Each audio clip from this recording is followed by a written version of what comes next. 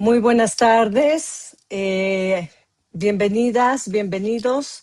Agradecemos su presencia en esta segunda parte de la primera jornada de nuestro congreso. Mi nombre es Tania González Jordán, soy actriz y docente del Centro Universitario de Teatro y del Centro de Estudios para el Uso de la Voz.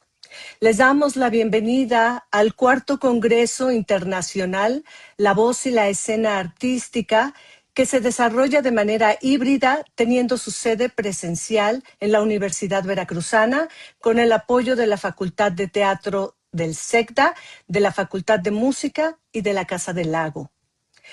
El objetivo de este congreso es visibilizar los estudios, creaciones, teorías y prácticas de la voz en sus manifestaciones escénicas, generando un espacio de reflexión con diferentes colegas universitarios o escuelas profesionales de las artes escénicas, interesados e interesadas en la voz humana como medio de expresión artística.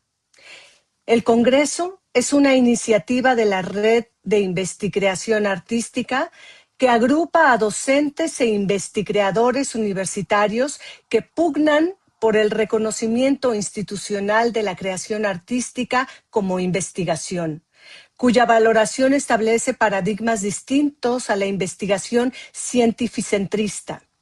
En esta tarea, los colegas de artes escénicas que integran la red han sido una pieza fundamental, de tal manera que en este contexto se ha creado la Compañía Nacional de Teatro Universitario, siendo ellos en gran medida quienes articulan las distintas actividades de la red.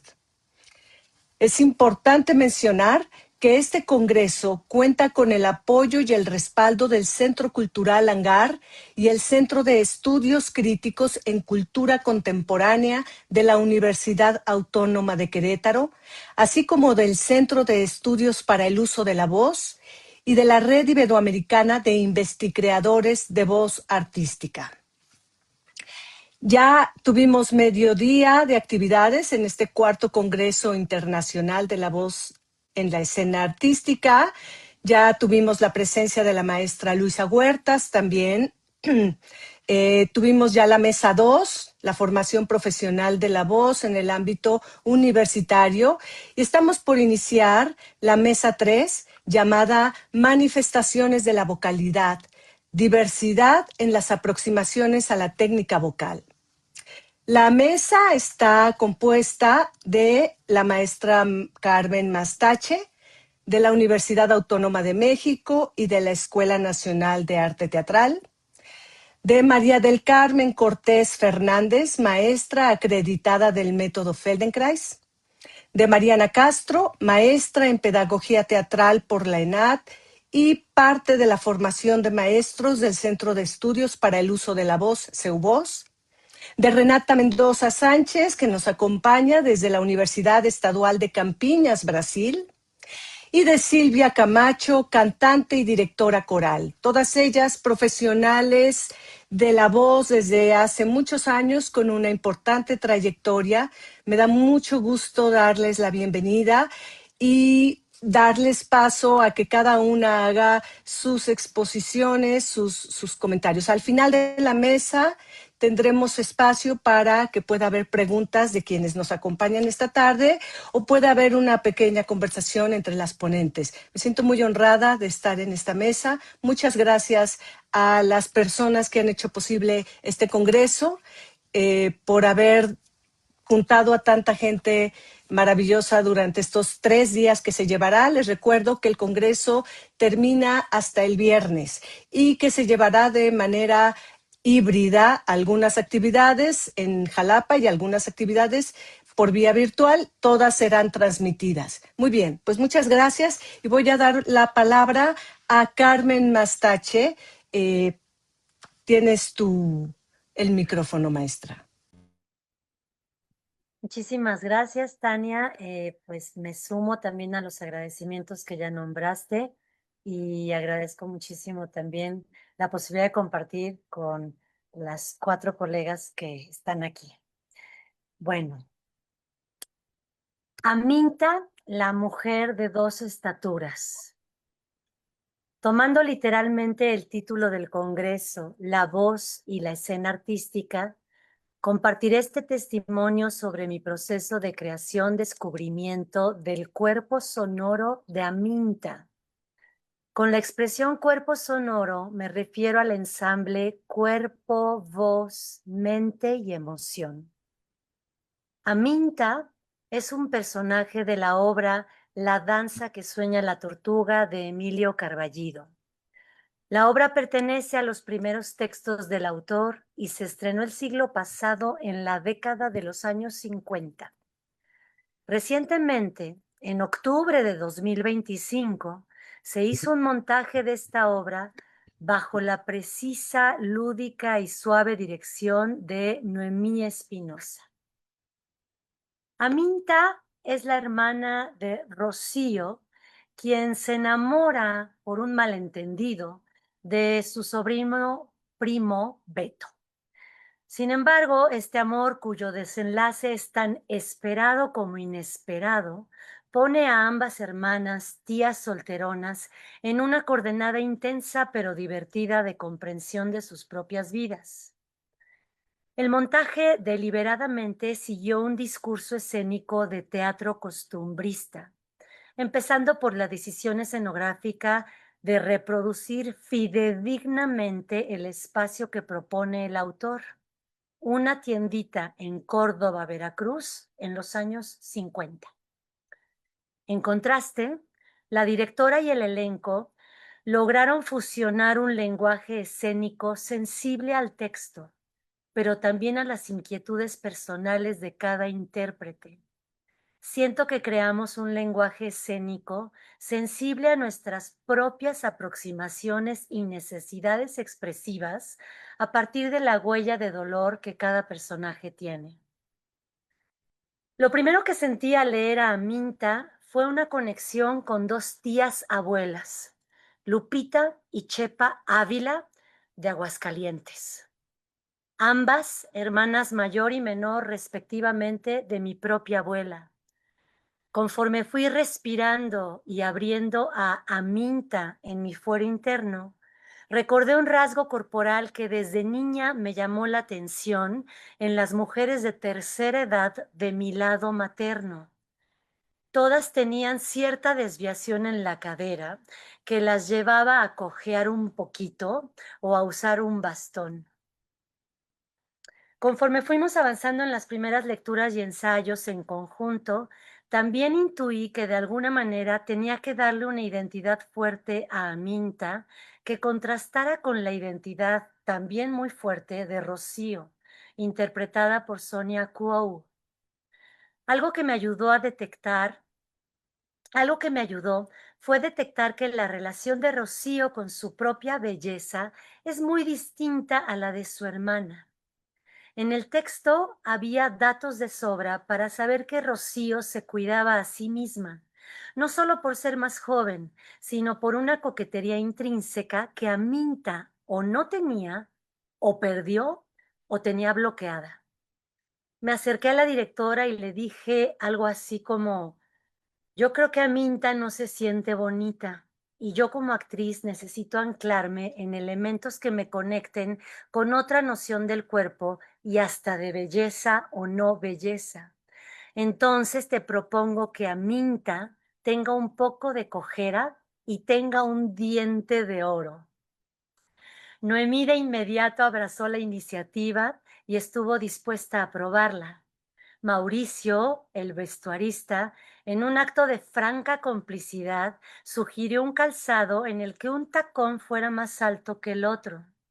De inmediato detecté que sería un estupendo recurso, pues no tendría que pensar en la cojera, sino fluir en el desnivel que los zapatos generarían en mi cuerpo. Se mandaron a hacer dos pares de zapatos, unos altos y otros bajitos, para que yo fuera probándolos, un zapato alto en un pie y en el otro pie un zapato bajito. Lo del diente de oro estaba resuelto porque yo tenía un diente hecho a mi medida que se ajustaba como guante a uno de mis dientes centrales. El diente yo podía integrarlo más adelante, pero lo de la cojera era fundamental empezar a integrarlo cuanto antes, pues esto habría de determinar mis posibilidades de desplazamiento en el espacio y, por consecuencia, mis propuestas de trazo en cada escena. Inicié entonces una investigación técnica corporal para sostener el desnivel o las dos alturas o lo que después descubrí que serían las dos estaturas de Aminta.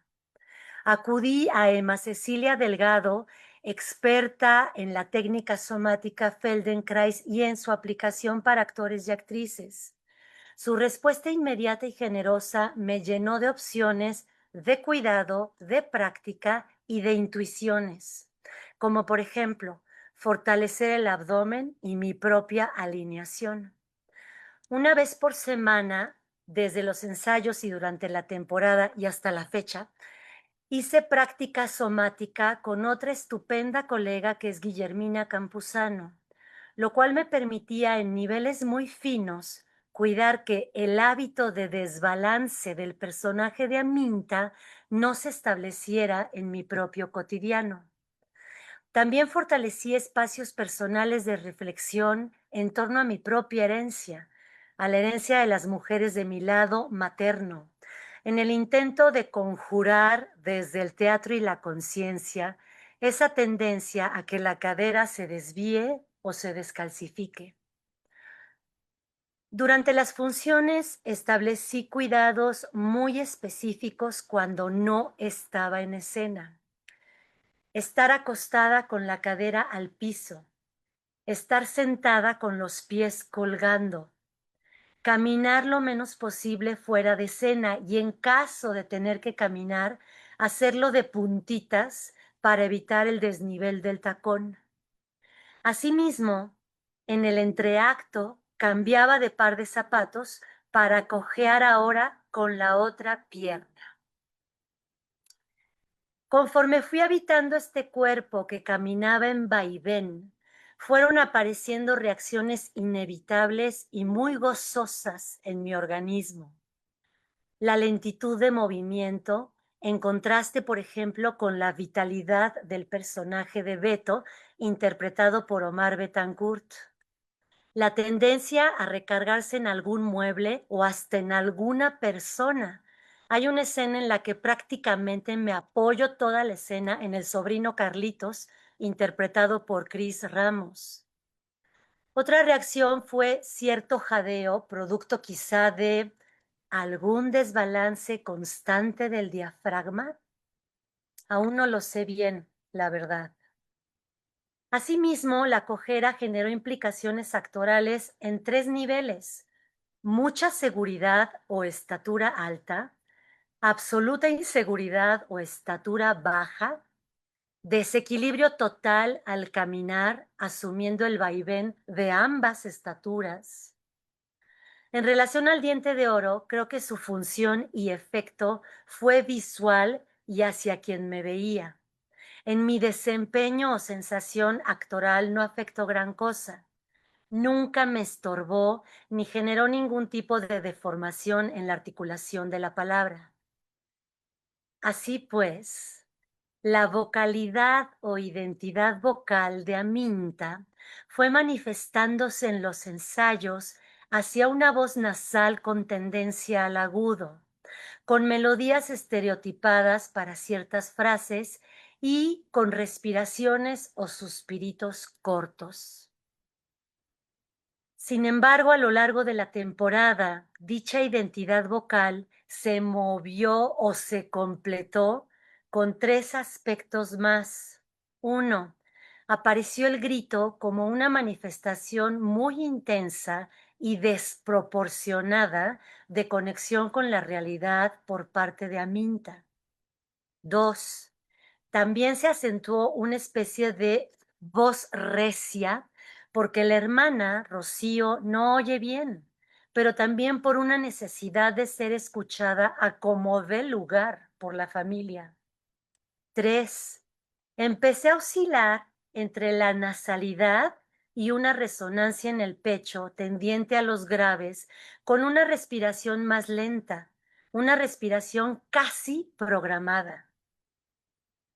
El cambio lo atribuyo a la maduración misma del personaje en mí, pero también a esta dualidad de dos perspectivas o dos estaturas que se reveló gracias a la decisión de la cojera.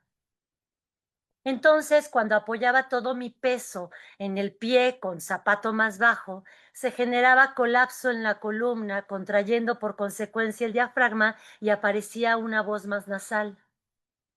Yo conectaba entonces con la humillación o fragilidad del personaje. En cambio, cuando apoyaba todo mi peso en el pie con zapato alto, la columna se expandía. Había una sensación ascendente del cuerpo y el diafragma jugaba con mayor libertad. Esto conectaba con los momentos en los que Aminta se defiende, por ejemplo, en casi todas las interacciones con Albertina, su prima, interpretada por la gran Erika de la Llave.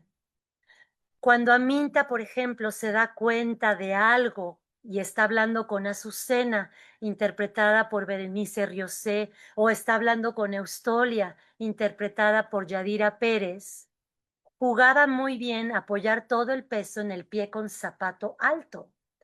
O cuando por fin Aminta toma las riendas de su propia situación y empieza a decidir su vida luego de una confrontación dolorosa con su hermano Víctor, interpretado entrañablemente por Jorge Zárate.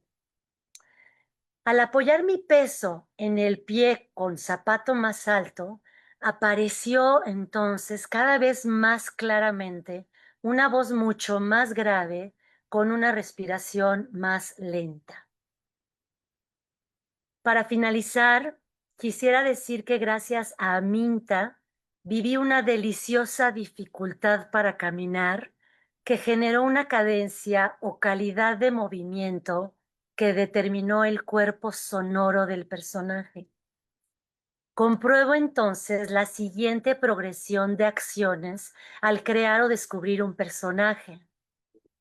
Si juego con la estructura del cuerpo, se modificará la respiración y la manera de desplazarme, lo cual fomenta que aparezcan nuevos juegos sonoros, nuevos juegos verbales y nuevos espacios resonantes. Me parece importante darme tiempo como actriz para aterrizar y socializar mi perspectiva del proceso vivido, tal cual, antes de que se me vaya a olvidar. Creo que la historia del teatro debe ser escrita también por quienes investigamos en cada ensayo y en cada noche este arte alucinante, efímero y poderoso. Es obligación de quienes actuamos equilibrar la inmanencia de nuestras creaciones, intentando documentar, por lo menos, el proceso de creación, descubrimiento de los personajes. Muchísimas gracias.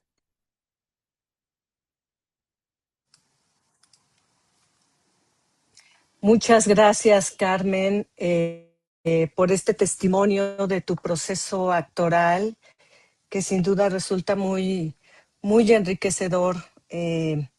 Vamos a dar paso a nuestra segunda participante, la ponencia de Carmen, Aminta, la mujer de dos estaturas, y ahora vamos a escuchar a María del Carmen Cortés Fernández con la ponencia Consideraciones del método Feldenkrais para la voz. Mari Carmen, qué gusto saludarte. Adelante. Muchísimas gracias y bueno, espero que esta correlación tan viva de lo que nos compartió Carmen Mastache, que es maravillosa, pues pueda tener un eco con esta ponencia que voy a dar. Y bueno, pues muchas gracias. Y es un poco más técnica, pero bueno, vamos a hacer un puente de todos modos. En un contexto donde la voz se aborda desde múltiples metodologías y prácticas y donde la experiencia se valida cada vez más por sus resultados, es probable que compartamos ya una comprensión profunda de sus mecanismos. Espacios como este coloquio fomentan la revisión continua de estas prácticas. Felicidades y en buena hora. Propongo que incluso dentro de estos enfoques integrados sigamos en la búsqueda. Todavía, en algunos casos, persiste de forma sutil una visión del trabajo vocal como intervención sobre funciones aisladas, con ideas de intervenir la respiración, facilitar la resonancia, trabajar la articulación. Seguramente no es la generalidad o cada vez es menor, pero si fuera así, la pregunta que me interesa abrir no es cómo mejorar cada una de estas funciones, sino algo previo. ¿Desde qué enfoque del sistema nervioso estas funciones se vuelven posibles, disponibles, sostenibles e integradas? Porque la voz no es solo una suma de coordinaciones exitosas, es la manifestación de una configuración global del ser en acción. Desde el método Feldenkrais, la voz no es un objeto de entrenamiento directo, es concebida como algo que emerge de manera funcional, algo que ocurre en función de cómo nos organizamos en relación con nosotros mismos y con el entorno. En el campo del entrenamiento vocal, encontramos metodologías profundamente desarrolladas que han transformado la pedagogía de la voz. Y aún así, observamos con frecuencia voces técnicamente competentes sostenidas por esfuerzo innecesario, voces que se fatigan o pierden rango expresivo. Y aquí propongo un desplazamiento. ¿Hablamos de voces o de personas? ¿Seguimos viendo la voz como algo aparte que necesita atención por sí sola? ¿O podemos reconocer que la voz habita al ser y que es parte integral del ser? Esto cambia la posibilidad de enfoque. No hablamos de voces fatigadas, sino de seres fatigados. No hablamos de voces limitadas, sino de seres con rangos expresivos restringidos. Y déjenme decirles que después de de la exposición de Carmen, es interesantísimo. Estos rangos restringidos son realmente interesantes. Si partimos de que muchas de las metodologías actuales de la voz ya integran dimensiones corporales, respiratorias y expresivas con gran sofisticación, entonces el punto de inflexión no está en la ausencia de técnica, sino en la organización desde la cual la técnica se encarna. Dos personas pueden aplicar la misma indicación y obtener resultados distintos, no por la instrucción, sino por la configuración del sistema que las ejecuta. Desde Feldenkrais entendemos que toda acción, incluida la voz, surge de la autoimagen.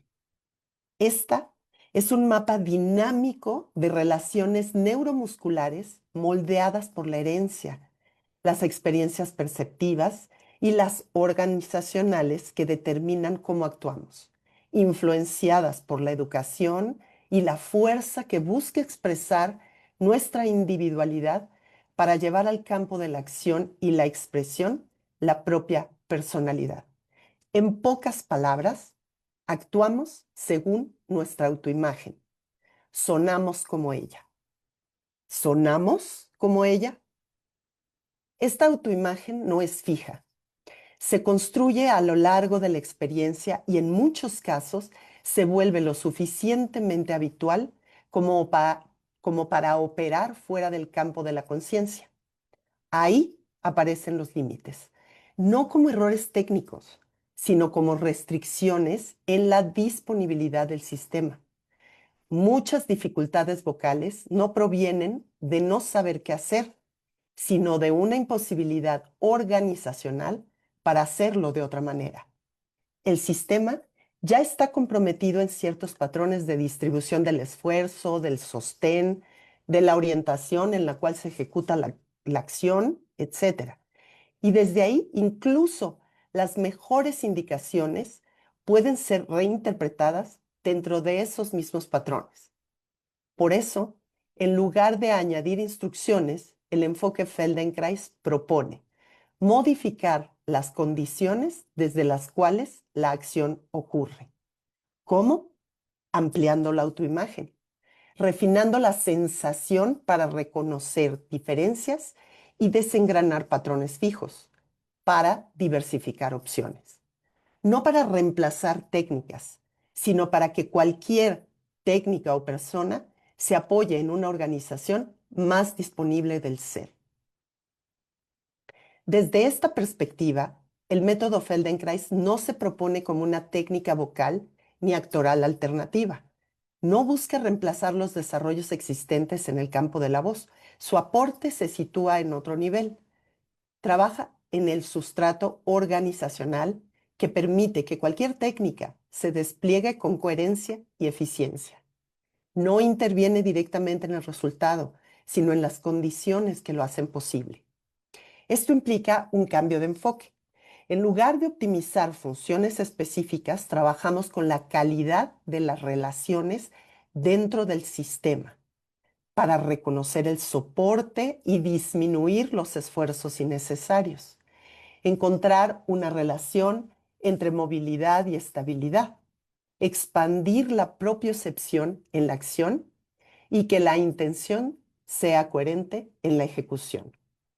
Entonces, el eje central es el cómo. Cuando estas relaciones se reorganizan, la acción, incluida la voz, deja de depender del control voluntario y opera con mayor economía, disponibilidad y espontaneidad.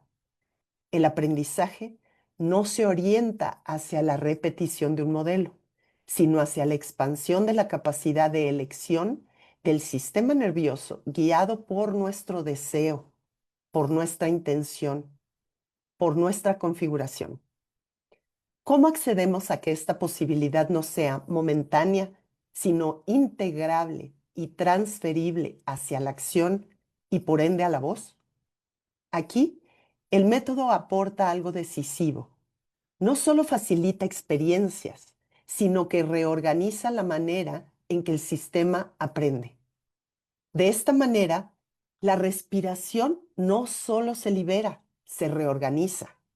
La resonancia no solo se experimenta, sino se recrea. La expresión no depende de un estado, sino de una organización. ¿Cómo precisar este aporte? ¿Qué tipo de aprendizaje propone y cómo contribuye al proceso?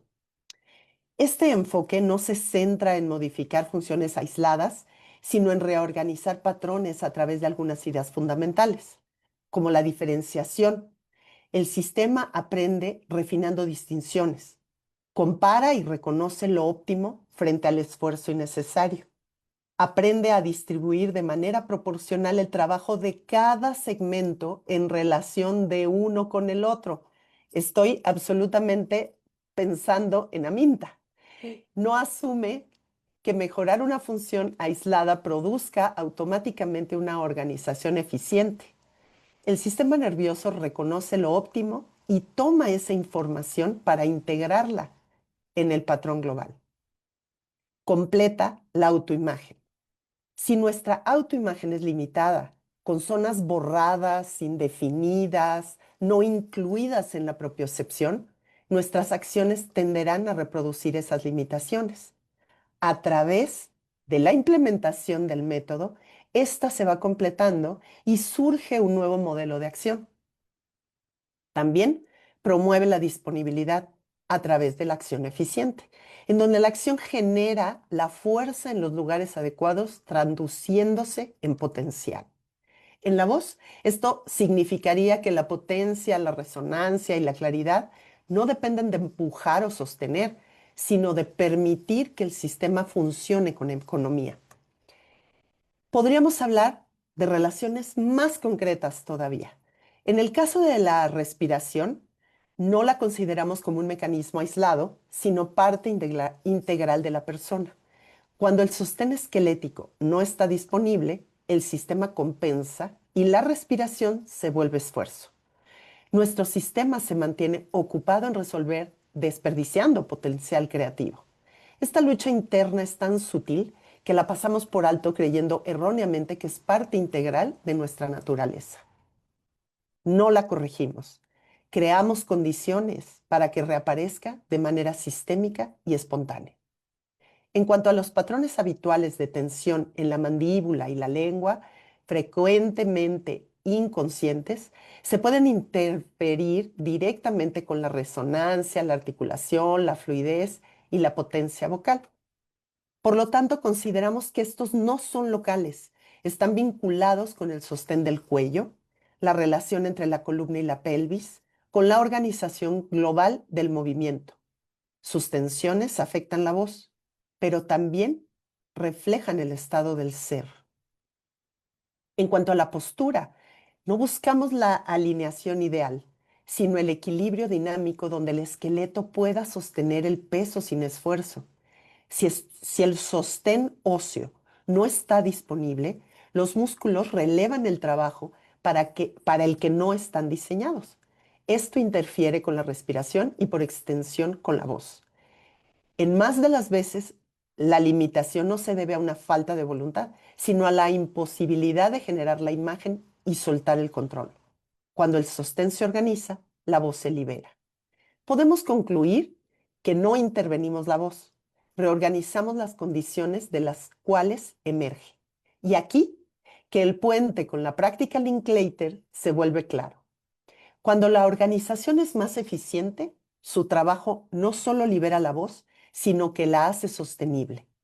En un diálogo fértil, su trabajo propone una progresión hacia deshacer interferencias, liberar el suspiro, recurso neurobiológico que conecta con sistemas nerviosos centrales, despertar la resonancia, abrir el canal expresivo. Su eje es claro, la voz no se construye, se desbloquea. Desbloquea las emociones engranadas que, como los patrones habituales, no nos permiten desarrollar nuestro potencial latente, dentro de un proceso pedagógico que guía a la persona a través de experiencias específicas. Feldenkrais no contradice esto, lo sostiene. Linklater traza un camino progresivo hacia la voz libre. Feldenkrais desarrolla la plasticidad para recorrerlo. Desde esta articulación, la voz deja de ser un logro puntual, se convierte en una capacidad disponible, y esta práctica deja de ser una acumulación de recursos para volverse un proceso. Desde este marco, el puente con la práctica Linklater se vuelve muy preciso. Su enfoque propone una progresión clara y lúdica de la voz, deshaciendo tensiones, permitiendo la respiración, abrir las resonancias, liberar la expresión. Podemos decir que Linklater trabaja directamente con la experiencia vocal para abrir el canal expresivo. Feldenkrais trabaja con la organización neuromuscular y perceptiva que hace posible que esa apertura sea estable, transferible y no dependiente de condiciones ideales. En otras palabras, Linklater ofrece una vía hacia la voz liberada. Feldenkrais cultiva la capacidad del sistema para sostener esa libertad en cualquier acción. Este diálogo se torna fecundo. Si la respiración se expande cuando el torso está disponible, si la mandíbula se libera cuando el cuello deja de sostener en exceso, si la voz cambia cuando el movimiento se organiza, entonces la idea central es clara. No estamos corrigiendo la voz, estamos transformando las condiciones desde las cuales la voz se manifiesta. El método Feldenkrais no añade una técnica más, ofrece un modo de aprendizaje que permite que cualquier técnica sea habitada con mayor libertad. Pondríamos de esta forma. Imagine, Linklater juega con la ola. Feldenkrais es el océano. Cuando la organización cambia, la respiración ocurre, la voz aparece, la expresión se vuelve consecuencia y entonces la voz deja de ser solo sonido. Es acción, es presencia, es organización en movimiento y devolvemos la espontaneidad del ser. Muchas gracias.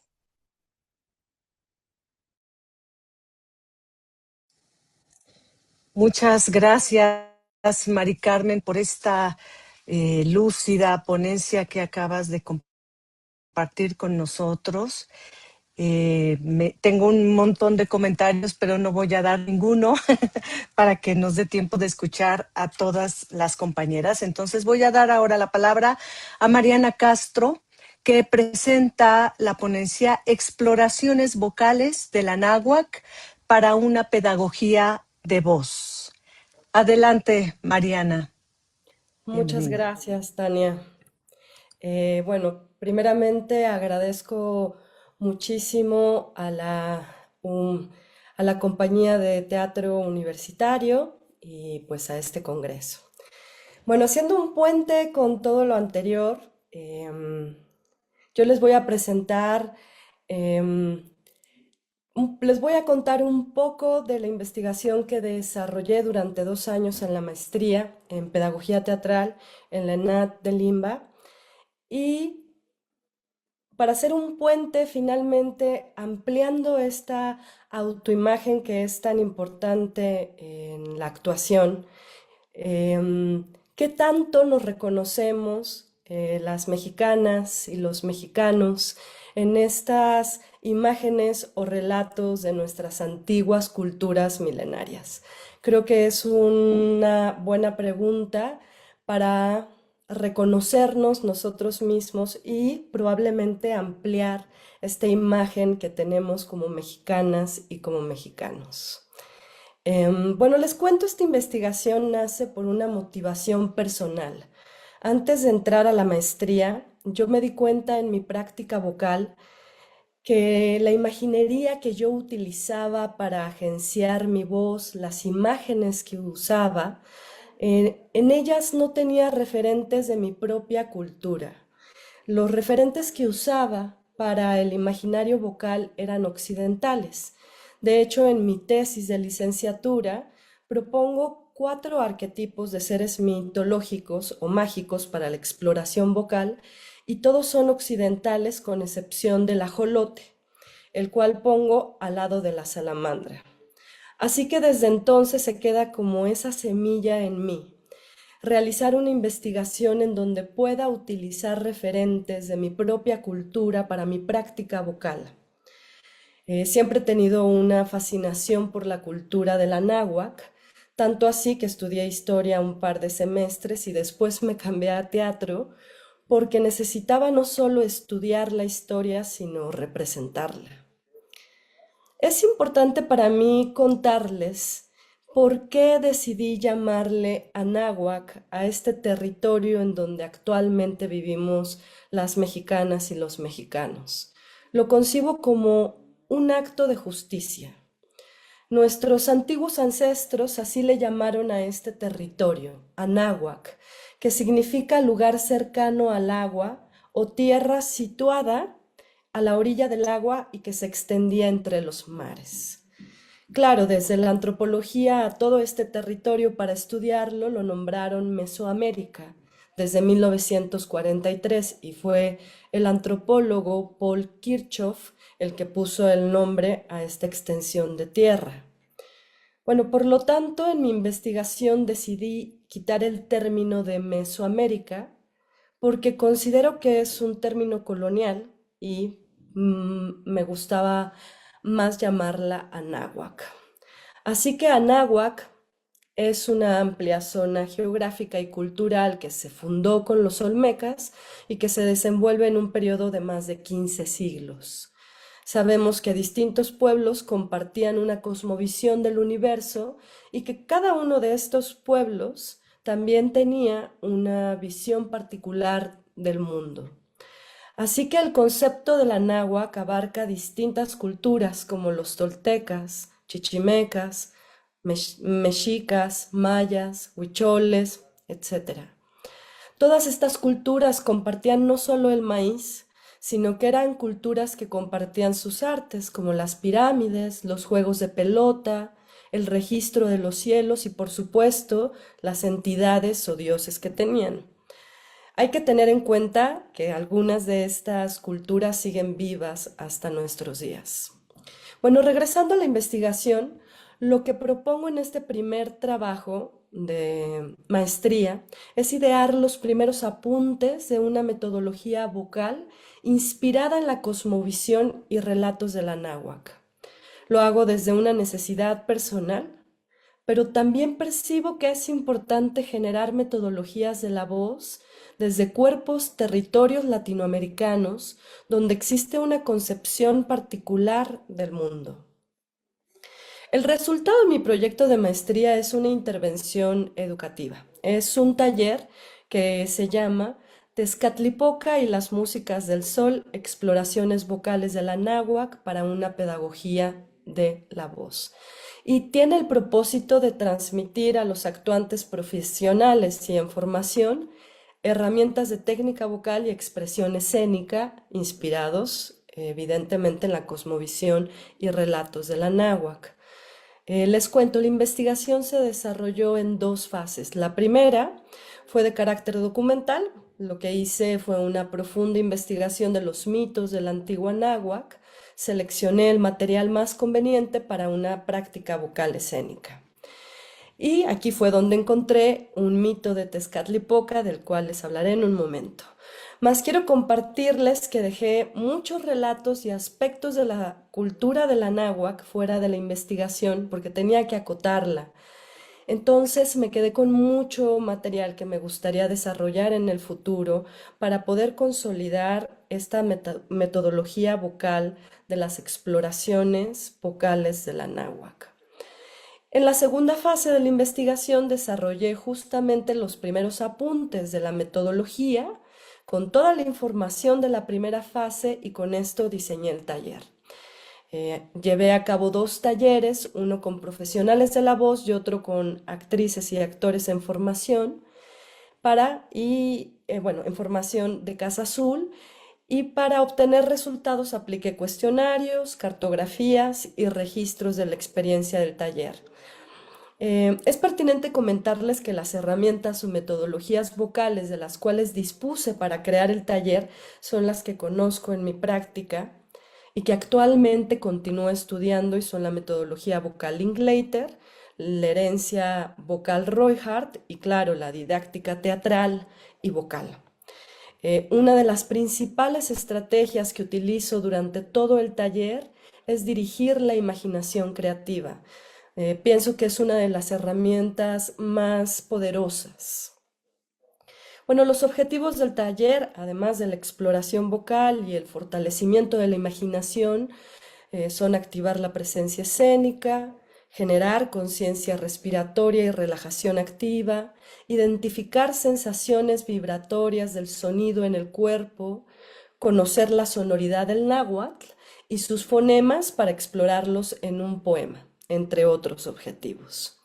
Les voy a contar un poquito. La primera entidad que se trabaja en el taller, después de una introducción y un calentamiento, es Yowali Ecatl, que es una de las múltiples transformaciones de Tezcatlipoca.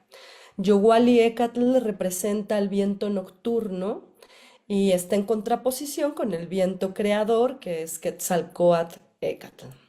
Después de crear a esta entidad, que es Yowali, en cada actuante se realiza un viaje por los 13 cielos para llegar a las músicas del sol. Les cuento, el mito en el que está basada la intervención educativa es un mito del robo de la música. El mito habla de que en aquellos tiempos de la náhuatl los seres humanos no conocían la música y el único dios o entidad que la poseía era el sol.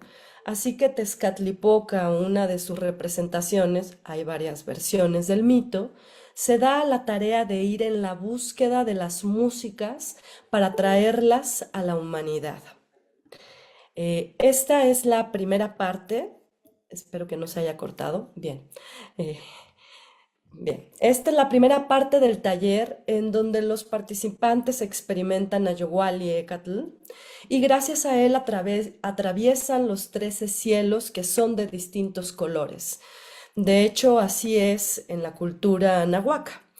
Bueno, en este trayecto la voz y el cuerpo, como un todo integral que es, experimenta distintos matices y texturas gracias a ir atravesando cada uno de los cielos.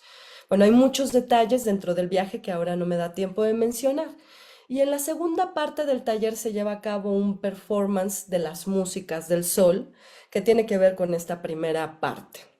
En la última parte del taller se realiza una exploración vocal de un poema en náhuatl que se llama Piltototzin de José Nicanor García Eudocia. En el taller se introducen también, por ejemplo, distintos glifos nahuas que saqué de diferentes códices para realizar el performance, así como imágenes de Tezcatlipoca, bastones de Venus que se usan para identificar a las músicas del sol. Las fuentes de donde saqué toda la información también la comparto porque uno de los principales objetivos también, aparte de la técnica vocal y la expresión escénica, es agenciar que las personas conozcan su cultura de la náhuatl. Les quiero compartir por un momento, bueno, cuáles fueron los resultados de estas cartografías, así que voy a compartir un momento la pantalla y les voy a mostrar. Estas fueron, denme un momento que, ahí está. Estas fueron las cartografías que realizaron los actuantes profesionales. Y bueno, aquí están todas juntas, ¿no? En este caso fueron 16 participantes y pues aquí se puede ver, digamos, la figura, obviamente la propuse yo junto con un diseñador que se llama Víctor Ciáñez. Y este fue el resultado en donde cada quien iba arrojando sus palabras, sus sensaciones, los colores que fueron los que fueron percibiendo en esta experiencia y atravesando los cielos. Les voy a compartir también un pequeño video. Son dos pequeños videos que duran unos segundos. Este es uno de los últimos cielos que atraviesan y quiero que observen los cuerpos y la libertad que se genera.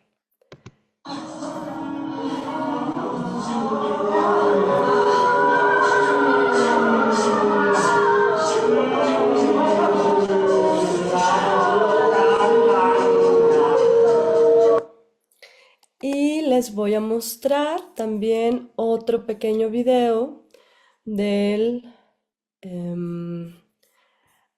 performance.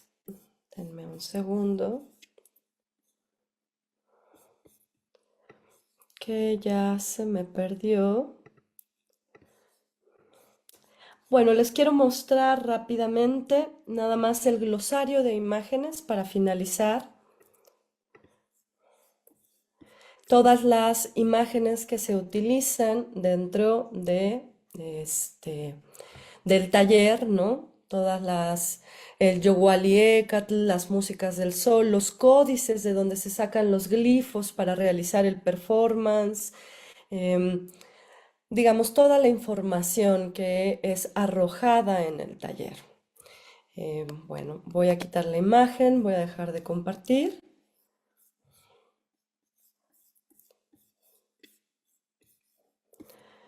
Ahí está, ya dejé de compartir.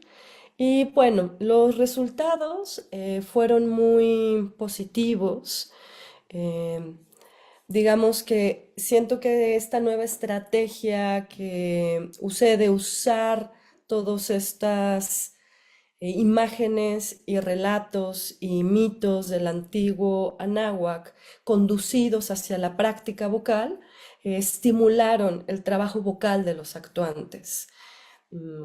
También percibo que la presencia escénica es uno de los factores más importantes que estudié en los resultados y se percibe hacia el final del taller una presencia escénica mucho más amplia, una escucha activa muy presente porque hay performance en donde también el colectivo es muy importante y se tienen que escuchar entre ellas y entre ellos. La amplitud vocal al pasar por todos los cielos también es una amplitud vocal que abre rangos hacia agudos y graves y las sensaciones vibratorias que se percibieron en el cuerpo de todos los participantes también se amplió hacia el final del taller.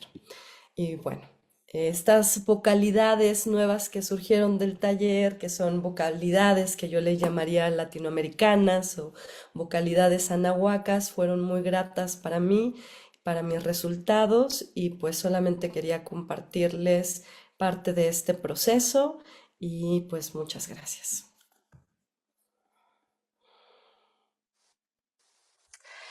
Mariana, muchas gracias por compartir esta investigación, pues que me parece por demás pertinente que empiece a haber investigación situada desde este lado de nuestros territorios.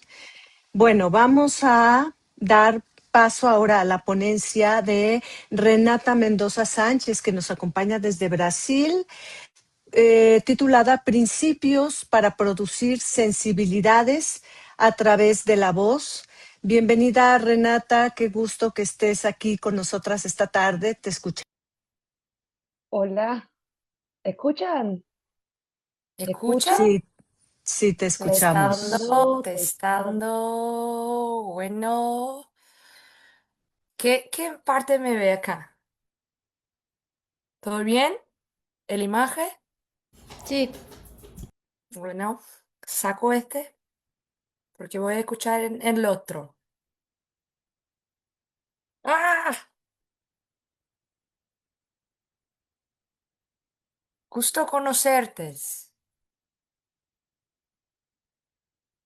¿Ahí están? sí, Hola. Bueno, me gustaría estar emborrachada, me gustaría estar menos cansada, pero en el Brasil es año de Copa del Mundo y de elecciones. No sé qué es eso. ¿Alguien puede explicarme? 2026, 26. Creo que es eso. Pero si alguien no comprende lo que voy a intentar decir, porque el portuñol está todo mezclado, no sé con qué, pero con algo que está. Bueno, um salve aos colonizadores. ¿Podemos? ¿No? Está bien.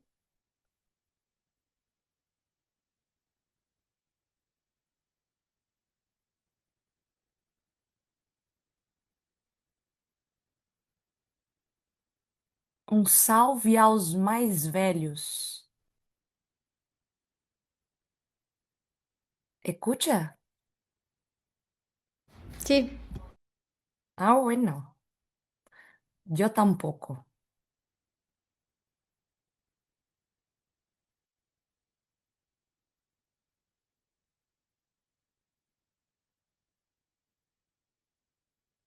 E um salve aos mais novos. Quem tem aí de jovem? Jóvenes. ¿No hay jóvenes acá?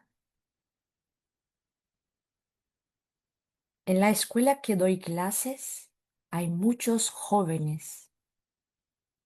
E sexta-feira, quando a gente diz sextou,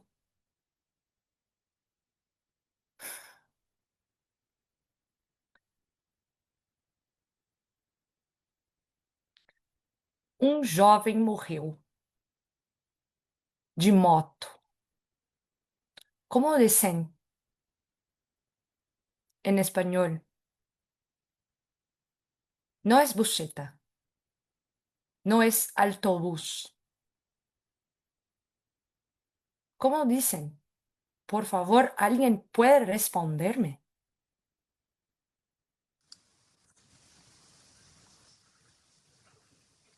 ¿Te refieres al autobús? No, a la moto. Moto, motocicleta. Ah, bueno. Por eso estoy tan cansada. 2 relojes. ¿Cuánto pesa? ¿Cuánto vale? 2.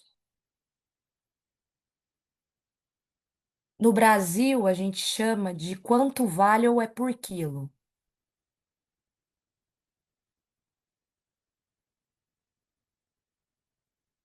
Mas, como agora eu estou tentando ser uma doutora,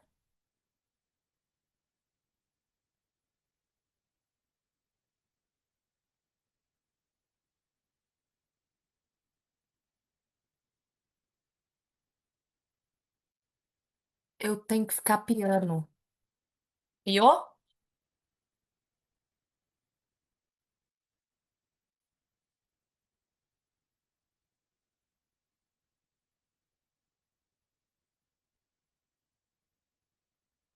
vou tentar.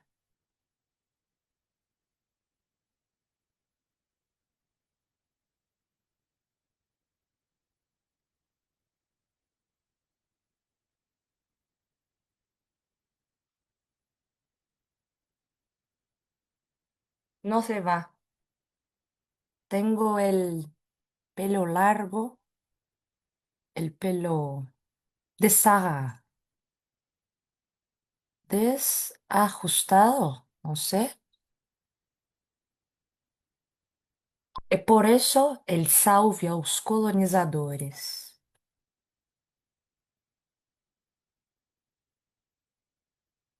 ¿No se ve? ¿Así se ve? Bueno, hay gente que a ti te gusta las cartas. A mí me encanta bailar, pero Naski no.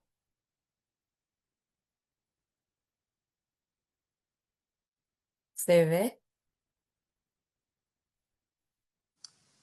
Sí, Bueno,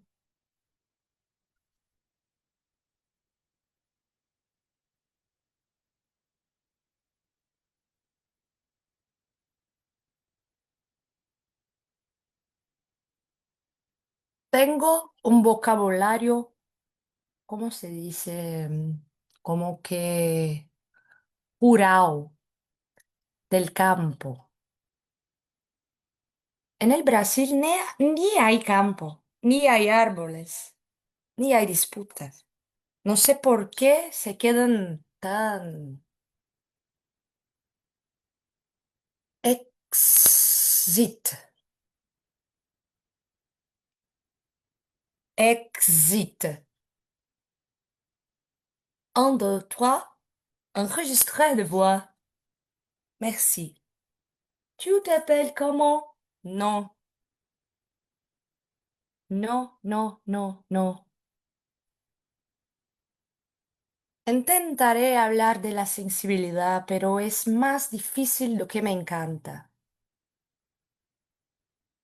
Aunque esté muy cansada.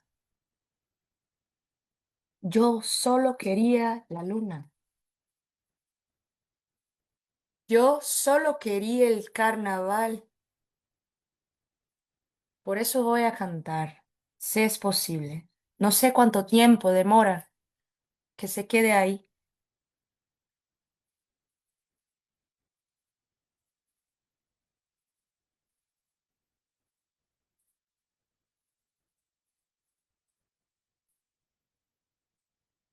Eu quero é botar meu bloco na rua. Pero eso puede parecer un poco inapropiado. Pero cuando estuve ahí, te extraño México.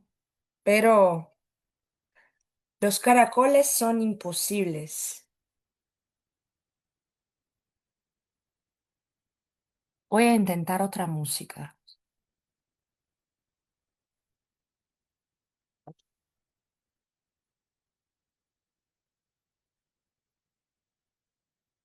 Para avivar el fuego no me falte el aire.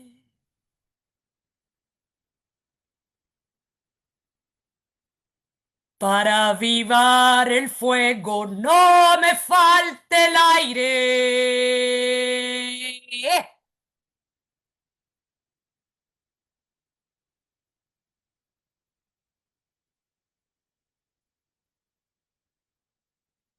¿Cuántos minutos más? Aún tienes 6 minutos, Renata. Ah, bueno, es posible acalentar. Bueno, para avivar el fuego no me falte el aire. Para avivar el fuego no me falte el aire. Para avivar el fuego no me falte el aire.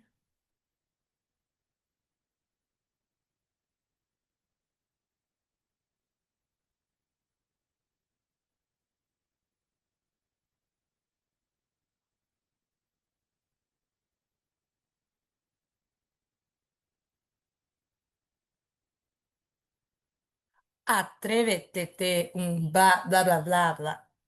Sorry.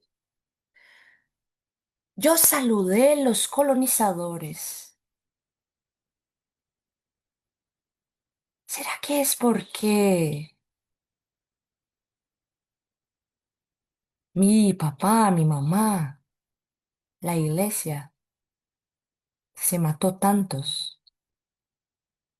Sí. Eso me autoriza. En el Brasil es así. No sé en otras partes. Pero el color o la color, no me acuerdo, el color de mi piel hace muchísima diferencia acá. En un país donde la diversidad es tan múltipla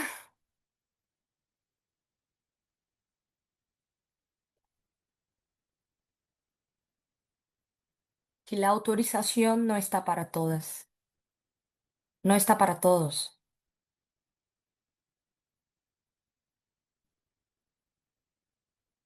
Em algum território negro no Brasil,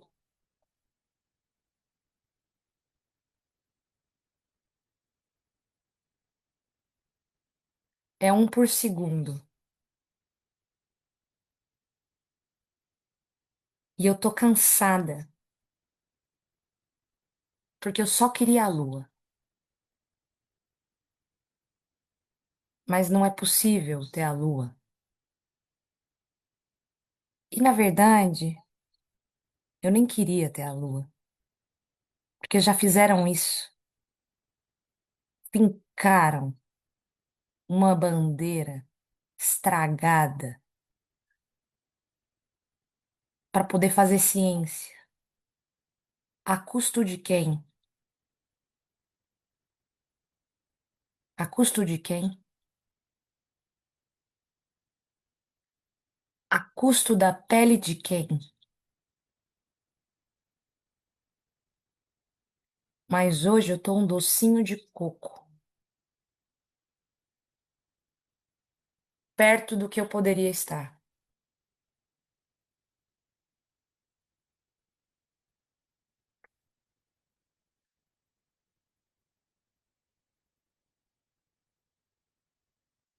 Saludo a mi abuela, saludo a mis abuelas, saludo a mi mamá, a mi supervisora de doctorado, Gina Monge Aguilar. Acá, ella es conocida acá, pero es de Costa Rica. Te extraño, Costa Rica. Me encantan las escuadras, pero acá no es posible tanto. Ese año no.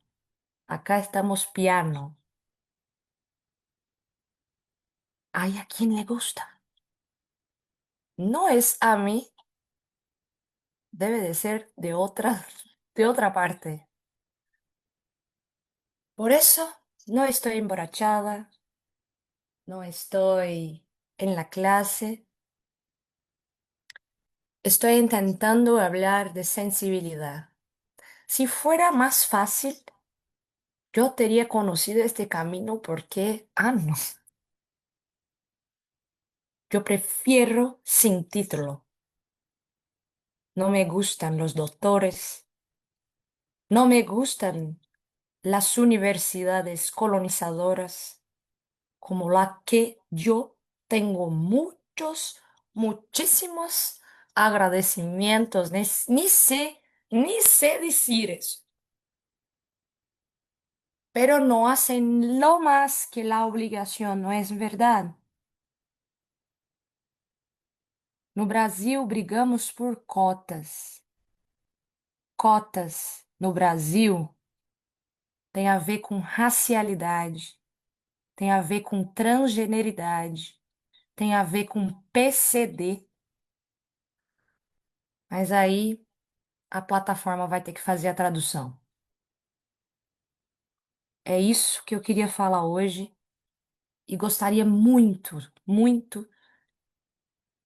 de poder conversar com vocês. Porque fácil não tá, não. Muito obrigada.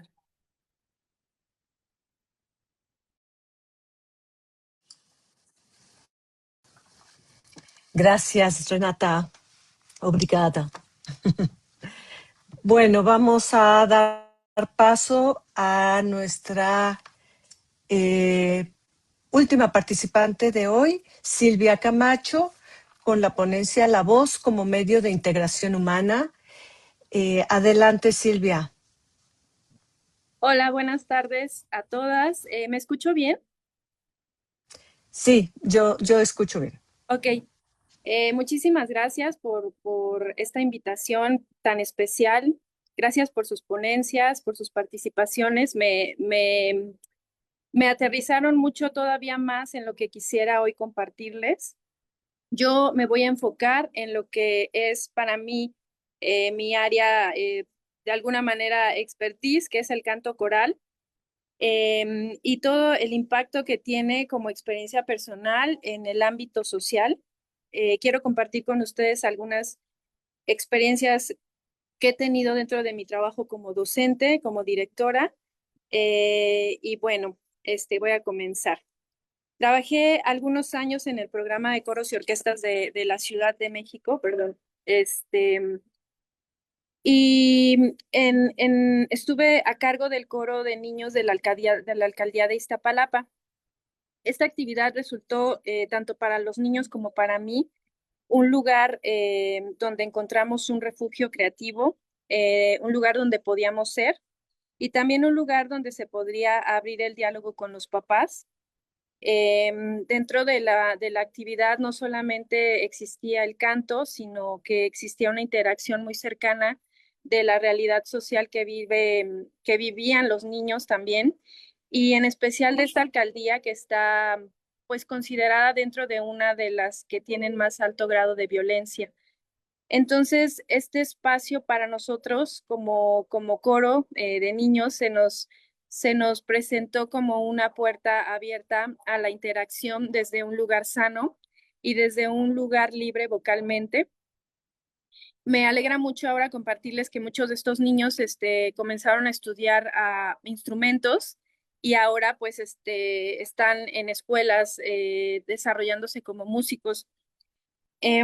Después de esto fui invitada a llevar la coordinación de coros de la alcaldía de Iztapalapa también y comenzamos un trabajo de integración coral, pero mixto, tanto de coro mixto como de participantes de edades mixtas también.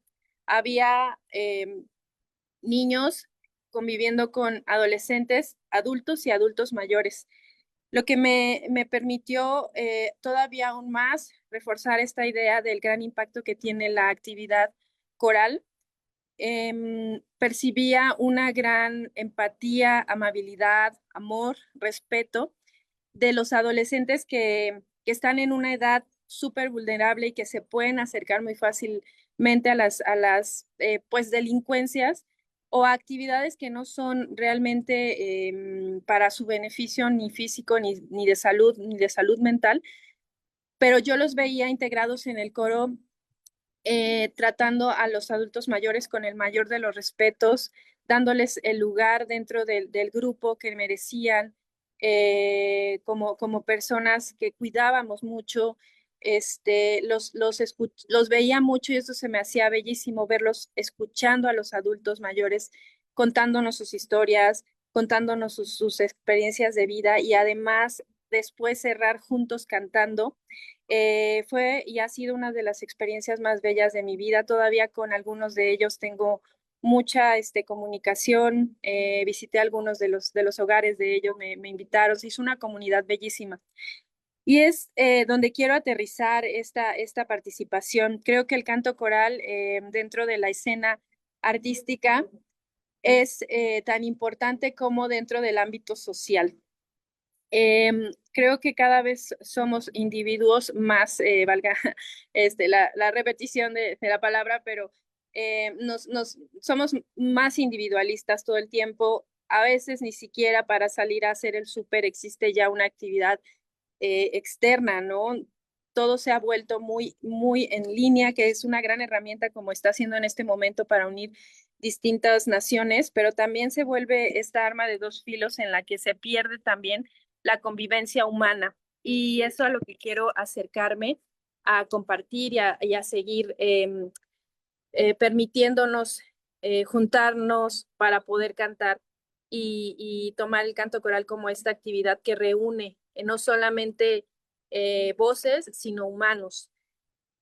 Creo también que existía antes un aspecto muy importante que recuerdo que eran las faenas, donde podrías salir y hacer una actividad de reconstrucción, sea de la escuela, yo las recuerdo de la escuela, o de las plazas, y podías juntarte con vecinos que normalmente quizá no hablabas con ellos o papás, y se generaba una comunidad especial con un objetivo en específico.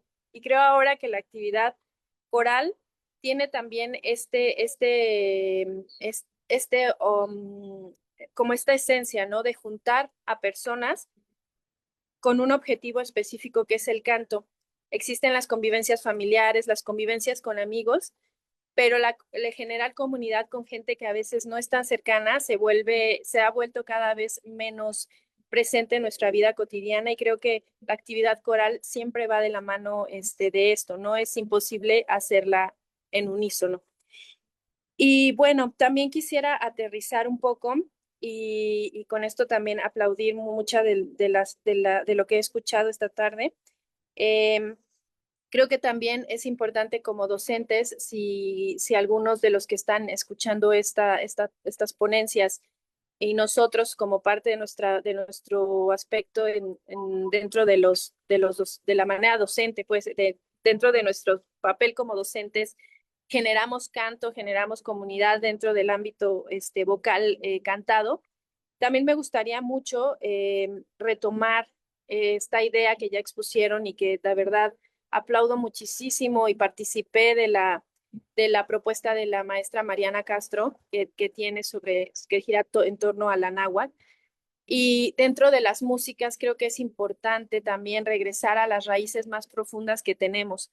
Una cosa que yo invito mucho y que yo hago siempre en mis repertorios es buscar músicas que no están tan colonizadas, que no tienen tanta influencia eurocentrista, ni en las armonías, ni en la emisión vocal, porque creo que se cree que el canto correcto es el canto que hemos escuchado de las liturgias de lo que nos ha llegado sobre todo de Europa Central. Y creo que hay mucha expresividad vocal también en otros cantos que vienen de raíces muy profundas y que poco a poco hemos olvidado. Cantos que se ligan a esto que hablaba la maestra María del Carmen Cortés, que vienen desde la corporalidad, desde lo que el cuerpo te pide a través de una sensación. Y creo que es importante voltear a verlos y voltear a retomarlos. Son muchísimos de herencia, no están escritos, son se transmiten, son de transmisión oral. Entonces es importante, yo creo que no olvidarlos y también llevarlos a mostrarlos a las comunidades grandes, ¿no? Corales, a los grupos grandes corales. Em, no sé, hay mucha influencia ya intrínseca en nosotros de colonizadora, pero también creo que hay una gran riqueza de sensibilidad. Yo llamo a esto el canto que viene desde las entrañas, porque son cantos que salen desde un lugar que no se mecaniza ni se hace demasiado técnico, y eso no quiere decir que se haga mal. Y esta parte de esta voz libre creo que también es importante seguirla trabajando como docentes, tener las herramientas y buscarlas y seguir investigando para que podamos transmitir voces libres, voces que puedan expresarse a partir de sus propias características sin pensar en un está bien o está mal. Y creo que esto en el conjunto coral también se puede dar con el repertorio que se usa y con el repertorio que se retoma. A mí me encanta abordar músicas de Haití, del Congo, de México mismo, que tenemos de tradición un poco más profunda, de Bulgaria, de lugares que no son tan eurocentristas, y a partir de ahí yo he encontrado una riqueza tanto armónica como de expresión que noto en mis alumnos, cómo toca fibras que normalmente quizá montándoles un coral o una cantata no llegan a ese estado. Y bueno, para cerrar mi ponencia, yo quisiera compartir, ya que sé que son distintas naciones las que ven esto, que estamos muchos países involucrados, compartir un canto que se hace aquí en México y que se está retomando. Juan Pablo Villa está siendo uno de los personajes que está como director llevando a cabo, exponiendo este canto al mundo de una manera masiva, o sea, en canto coral, y es el canto cardenche, que es un canto que viene de Durango y que cantan principalmente hombres, pero que ahora por esta necesidad de no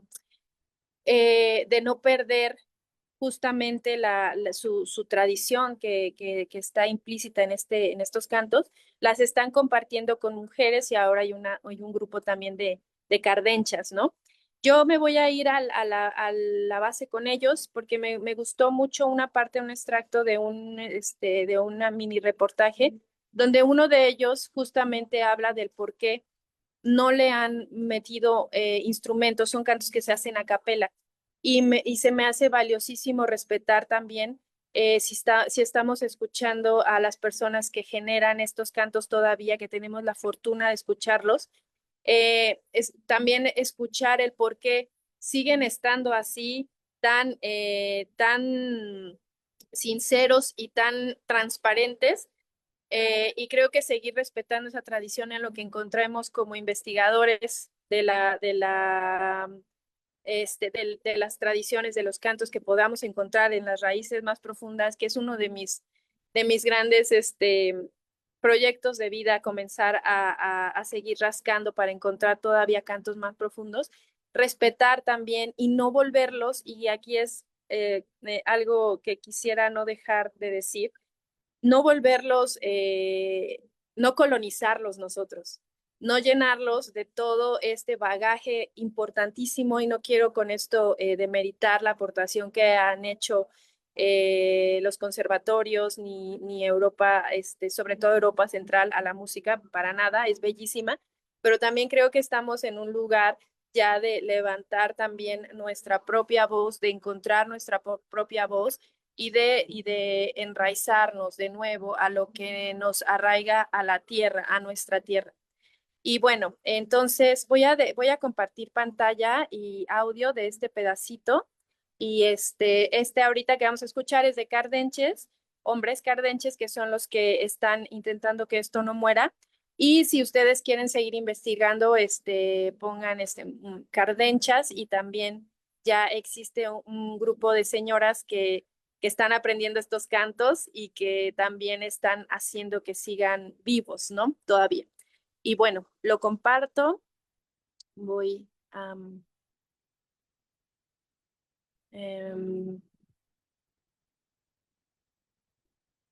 sí,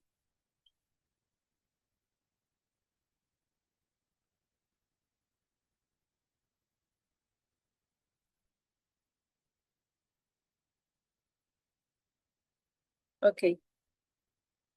¿Me podrían decir si sí se ve? Sí, sí se ve.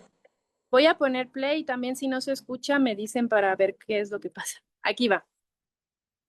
El nuevo día para venir otra vez a la misma. Nos han querido musicalizar la canción, pero nosotros nunca hemos querido, porque le quitaríamos el origen a la canción, la originalidad, ¿sí? Esta canción, tal como nos la enseñaron, hemos sido respetuosos de lo que nos dejaron y hemos querido seguir llevándola tal como. Pero a mí no me consuelan esas copas de aguardiente. A despedirme aquí con mis compañeros de un amigo que fue un amigo tan sincero y muy buen amigo para nosotros. Me dan ganas de llorar, pero a mí no me divierten los cigarros de la Dalia, pero a mí no me consuelan esas copas de aguardiente, solo en pensar que dejé Bueno, un amor pendiente, no más que no me sé cómo puedo dejar de acuerdo. compartir. La canción Cardenche entra. Listo. Listo. No sé si se pudo escuchar un poco. Se escuchó muy bien. ¿Sí? Ok. Bueno, pues muchas gracias. Era esto lo que quería compartir.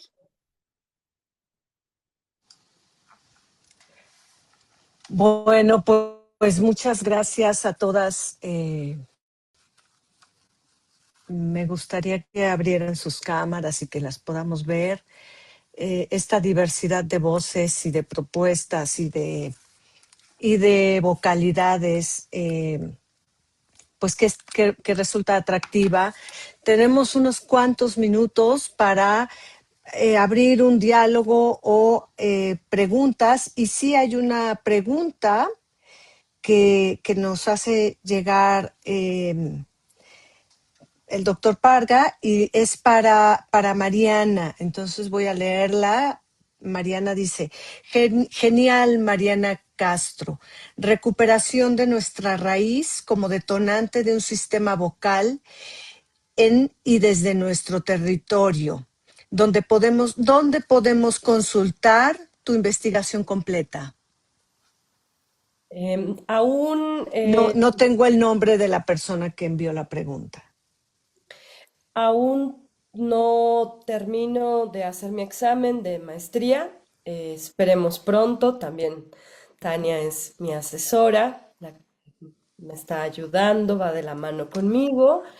Pero en cuanto este año estará, y voy a abrir una página en donde va a venir toda la información, y lo que yo más quisiera es dar talleres en todas las escuelas de teatro de la Ciudad de México, pero también ir a la UB, y por supuesto que ha sido como una pregunta que en distintos coloquios me han dado: ¿te gustaría llevar esto a comunidades indígenas? Por supuesto que me gustaría tener esa experiencia. Seguramente me va a dar otra visión completamente distinta, pero la página estará pronto, yo espero a más tardar en 2 meses, y se llamará se llamará Exploraciones Vocales de la Náhuatl y bueno, estaré próximamente dando más información.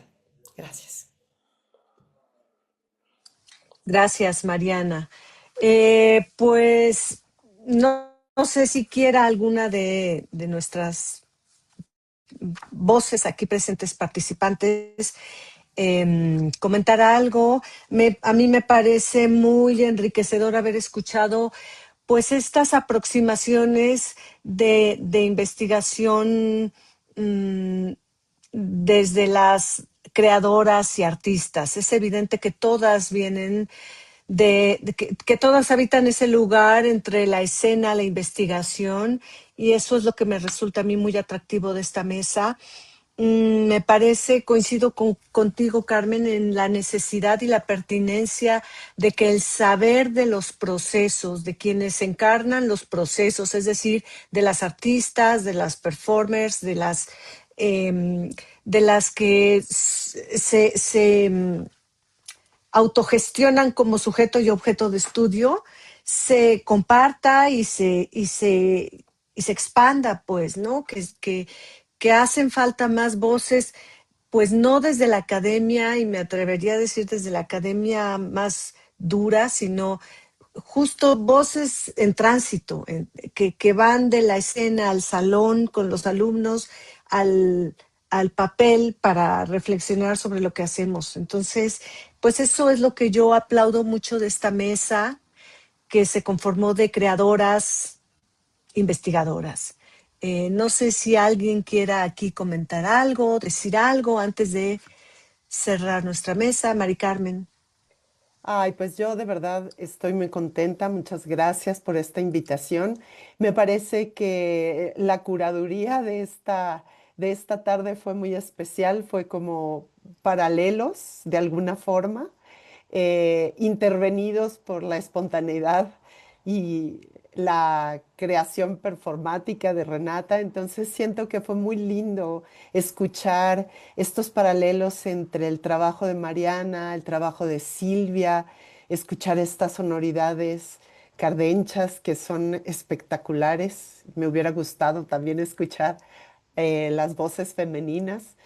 Y el trabajo de Carmen Mastache, que a mí me hizo hacer un paralelo inmediatamente con la exposición sobre el trabajo de Feldenkrais, donde todo el tiempo pensé en que es posible la diversidad, es posible no estar alineadas en una, enmarcados o enmarcadas en una visión unilateral. Es increíble poder tener la flexibilidad de poder hacer cuerpas y voces llenas de vida. Muchas gracias por escucharlas a todas. Gracias, Mari Carmen. Bueno, la mesa se llama Manifestaciones de la vocalidad, diversidad en las aproximaciones en la técnica vocal, y creo que aquí lo que vimos fue una diversidad ecléctica de voces que sin embargo sí tienen, se cruzan en puntos de paralelismo, como dices, Mari Carmen. Muy interesante también lo que hizo Renata, muy interesante la propuesta de Mariana. Y bueno, creo que hay que seguir ese camino de Carmen de documentar los procesos, ¿no? De ser procesos en vivo y a toda sonoridad. Bueno, pues nos quedan otros 3 minutos. Sí, Mari Carmen.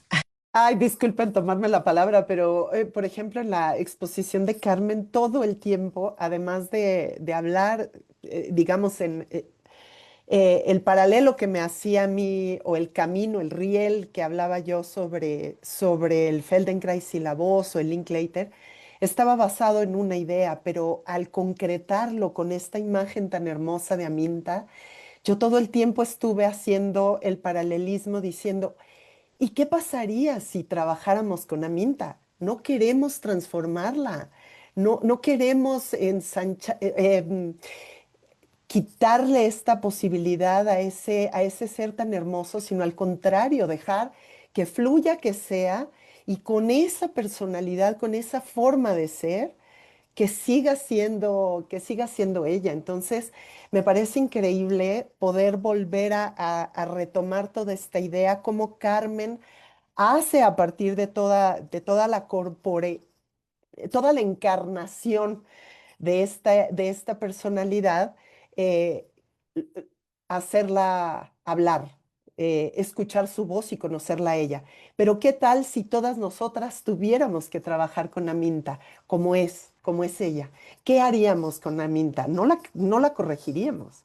¿Cómo haríamos para que ella encontrara su verdadero ser? Entonces, me gusta pensar en estas dos vías y gracias, Carmen, por exponer esta maravillosa tesis de tu propio personaje. Muchas gracias. ¿Alguien más quiere, antes de cerrar, decir algo? Yo les agradezco a todas este espacio. Es un honor para mí poder compartir con grandes mujeres como ustedes y porque además por aquí tenemos Feldenkrais, que ha sido algo que ha cambiado completamente mi forma de entender el cuerpo y la voz. Tenemos Reinhardt con Carmen, Linklater con Carmen, con Tania, y tenemos finalmente lo más hermoso, que son todas las voces juntas con Silvia, ¿no? Y el performance con Renata, ¿no? Entonces quiero agradecerles como muchísimo todo este espacio que ha sido mágico. Gracias. Gracias, Mariana. Bueno, ¿alguien más? Pues igual yo quiero agradecer, siempre me siento muy honrada de ser invitada por Tania a algo y agradezco mucho que siempre le dé voz a mi voz y escucharlas también. Desde que empezó Carmen me resonó todo lo que estaba aterrizado para mi ponencia y me encanta saber que estamos resonando en lo mismo, porque creo que eso también define lo que viene también más adelante, las que somos docentes, que creo que somos todas. Entonces, es súper valioso que compartamos a partir de esta apertura y de esta libertad, ¿no? Y bueno, agradezco mucho, mucho esto y esta tarde tan enriquecedora. Gracias, Silvia. Bueno, pues estamos a punto de concluir. Muchas gracias, Renata, Mari Carmen, Mariana, Silvia, Carmen Mastache. Muchas gracias, Paulina, que nos soporta para esta transmisión ahí detrás de cámaras. Muchas gracias a todo el equipo que organizó este congreso, este cuarto congreso para la voz en la escena artística. Todavía quedan 2 días completos de actividades, no se lo pierdan. Hay cosas muy interesantes durante estos 2 días. Mañana es el Día Mundial de la Voz y es en ese marco que se da pues este congreso. Muchas gracias a todos los que nos acompañaron del otro lado de las pantallas y pues que siga la fiesta de la vocalidad en estos días. Muchas gracias y